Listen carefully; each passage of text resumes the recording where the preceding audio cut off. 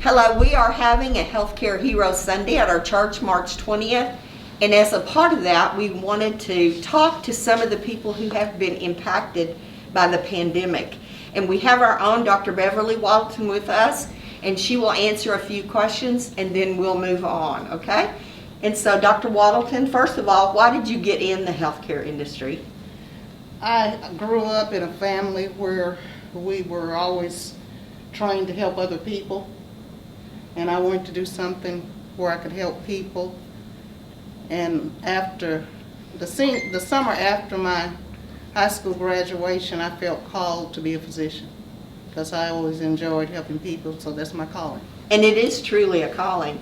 And one of my questions too, I'll just throw this in, is have you had times in the last 2 years when you think you made the wrong decision? No. No, not at all? No. That's wonderful. No. What have been some of the biggest challenges for you about the pandemic?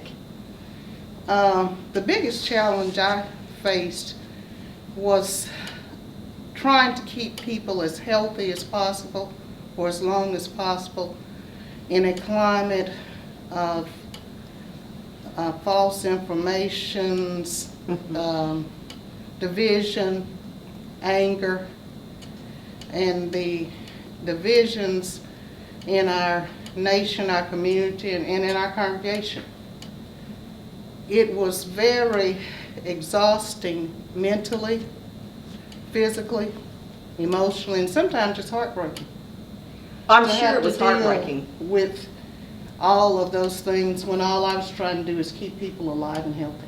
Right. And I know that in itself is very hard on you when you see people you love and care about and patients that succumb to the disease. Yeah. So how did you overcome the morale issue with yourself and also with those people who work around you? I can remember coming in and saying, okay, this is the joke of the day. We found something to laugh about and be joyous about. Every day. Uh-huh. Well, you had to. And then we had patients that would bring us things occasionally. We had one particular patient who made us a mask, hundreds of them. Mm-hmm. And it felt good to know that somebody is trying to help protect us and help us fight through this. Right. And cares. Right. Well, we from our church, and I know people from all over appreciate you, and this is just our opportunity to say thank you. Thank you for you. We are considering you a healthcare hero, so thanks for speaking with me today. Thank you. Goodbye. Okay. Hello again, this is Deanna Henry. She is a local. She is from Quitman, and so I really want to hear what she has to say about the pandemic. She's also a member of our church. And tell me what you do here at the hospital. I'm the nurse case manager, director of case management here for Quitman. Okay. And so tell us a little bit about how you got into the hospital work to begin with. Okay. Well, just thinking back to when I was young, I always liked medical things. I didn't like to read much, but I liked to read medical books. So I had an interest. And then the biggest impact of my why was probably when my dad was sick in the hospital in Houston, and just seeing the way the hospital and the nurses and the doctors and it's like I want to do what they're doing. I want to be there for people like they were there for us. Right. And then my sister and my mom encouraged me to go to school, and that's what I did. All right, that's wonderful. So we know that the pandemic has been very challenging, very traumatic in many, many ways. And can you tell us some of the ways that it has impacted you? Yes. Being inside of the hospital, it's a little different, than in the community because you see everything. Probably one of the hardest things for me personally, and I know a lot of my co-workers, was the time period at the beginning with a lot of the unknown and the fear, and the patients being alone when we couldn't have visitors anymore and people couldn't come in, and having to just stand in for them and for their families while they talk to them on the phone, maybe a FaceTime video, and standing at the window just looking at them, and we're inside, you know, with them, and just our hearts are breaking because we know they want to be with our loved ones. So we prayed with them, and we just stood in that gap for them as much as possible, and it was that's what was the most heartbreaking for me. Well, you know, I thought when we first started this, it wasn't going to last more than a month or so. Right. And then it went on and on and on. And so, to me, one of the biggest challenges is, how do you keep going? How do you keep your energy up? Right. And how do you come here every day and face these tough situations? Well, it was hard for all the staff, not even just the nurses and the doctors, but the whole hospital staff as a whole. I think because we are one big family, we were able to support each other. I think our administration was there to support, our company, UT and Ardent were there to support, and the community. The community did so much. They were bringing food in all the time and just gifts and things, and that made the nurses and the staff feel so special, and like, you know, we're not alone in here. You guys care and you see us. And that was really special. That was real important. And I know I've heard from people who had healthcare workers in their family how difficult this was, a time emotionally for them to see their family members going through this. And Yes, so, yeah. on behalf of our church and our whole community, I want to thank you for the work you've done. And you just said you got your 25-year pin, so I did congratulations yesterday. for that. Thank you. And thank you for taking time to talk to me, Great. Deanna. It was my pleasure. Thank Okay, you. bye. Bye. Okay, ready? Okay, we're here with Dr. Joe Valdez. Now, how long have you been a doctor? Well, since 2004 is when I got out of residency. Really? And you've worked here 4 years, did you say? 4 to 5, probably 4 to closer 5 to years. 5. Well, I'm so glad you took the time to talk with me. What part of the hospital do you work in? Well, I'm our hospitalist, the main hospitalist here in the hospital. Hospitalist is someone who works inside the hospital and sees a patient through their hospital stay, and once they come into the emergency room, if they need to stay in the hospital, then I'm called. Then you're called. Right, and I come in and then send them home after they're well enough to go home. So, Well, I'm so glad to talk to you today. One of the questions I wanted to ask you, and I can see by the words of the song that you wrote here, that this was a very challenging time for you during the pandemic. Can you tell us just kind of some of the things that were challenging you, that were tough for you? sure, I think probably the biggest thing was for once in life, there just was no control. All the blinders were off. We didn't have really any control of the situation. And a lot of times we were thrown into situations every day where we had limited resources, where we had people getting sick, we had people dying that shouldn't be dying, and it was one of those things that wouldn't let up, so it kept on hitting like in waves. It's like we're being battered and battered. And then on top of that, everybody just being isolated, and just across the whole community, and the amount of just depression, discouragement that was occurring. And so in that kind of setting, it was real difficult. I think everybody across the board felt that from day to day.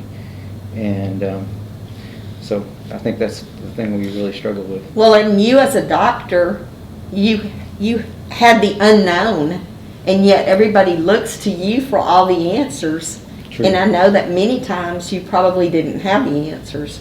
So how did you keep up morale in the people that were around you working and in your own life? And they've told me that some of the things were the writing of the songs, which I want to hear in just a minute. But how did you keep up morale? Well, the biggest thing that really helped me, and I think it helped a lot of our staff too, is that we came to a point that we were not on our own, and that we couldn't do this on our own, but that we had a higher power that was there going through this with us. And we started turning to God and really asking him for help, and it was completely different. I don't want to go through the pandemic again, but I do want to say that it changed our outlook on things, and just how precious life is. And it drew you closer Oh, to yeah. God. Well, we love to hear that. And I want to hear your song that you wrote, if you will, and tell me how you came to write this song. So this is 1 year ago. Is interesting. I was thinking about coming up here, what I was going to say and what I was going to do, and I was writing a letter, and I was looking through my journal from last year in March of 2021, and it was a particular tough time during that time. We were still having a lot of problems with people that were very sick. We didn't have any place to send them, and we're a small facility, and so a lot of people were requiring a level of care that we just weren't used to providing, and so it was like that across the nation, really. Right. And so we had to learn how to do things, and we had to get equipment, beg and borrow, and Mask. we had to get and so this song kind of came about during that time, and it's called "You've Overcome," and it's based on John 16:13. I've told you all this so that you may have peace in me. Here on earth you'll have many trials and sorrows, but take heart, because I have overcome the world. And 1 John 5, for every child of God defeats this evil world, and we achieve this victory through our faith. And who can win the battle against the world? Only those who believe that Jesus is the Son of God. And Revelations 1:8, I'm the living one. I died, but look, I am alive forever and ever, and I hold the keys of death and the grave. And so really the battle was, there was a lot of people that we couldn't save by what we were doing, and no matter how skilled or how much equipment or whatever the situation was, but we had someone we could turn to, and he made a difference. When we started turning to him, he made a difference in the outcomes, made a difference. And so I give him all the glory and the credit. Well, you're going to make me cry, but I want to hear your song. All right, so, all right. Me. This is called You've Overcome.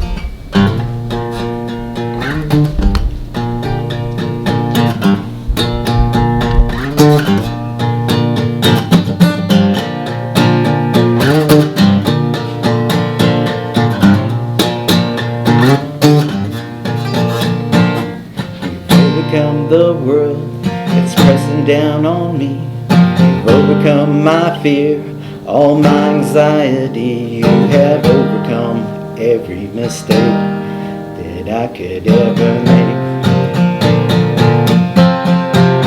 And you have overcome my shame, I've been carrying around.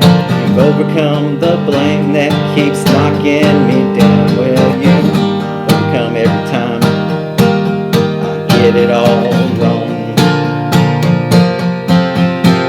It's in your ways I find my place. I can't escape your saving grace. It's in your ways I find my place. Goodness sake, your saving grace.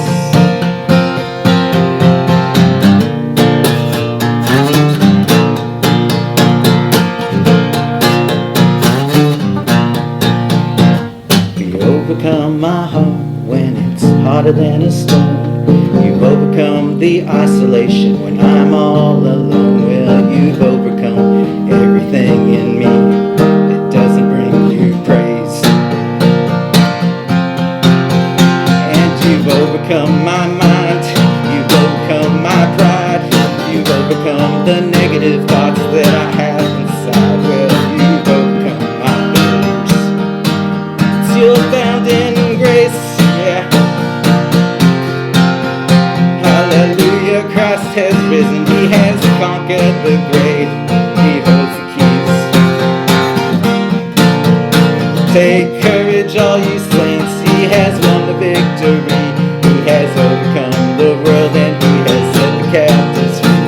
Hallelujah, Christ has risen, He has conquered the grave. He holds keys to death and He continues to save.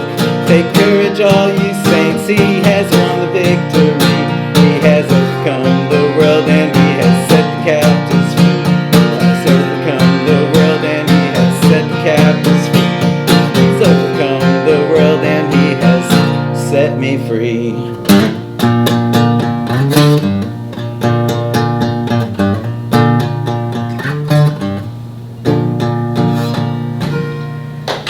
Oh my God, thank you so much. You're welcome. That is so much more than I ever expected, and I appreciate all the work you're doing here at the hospital and for the people that work here at the hospital. Thank you, Dr. Valdez. Thank you very much. Bye.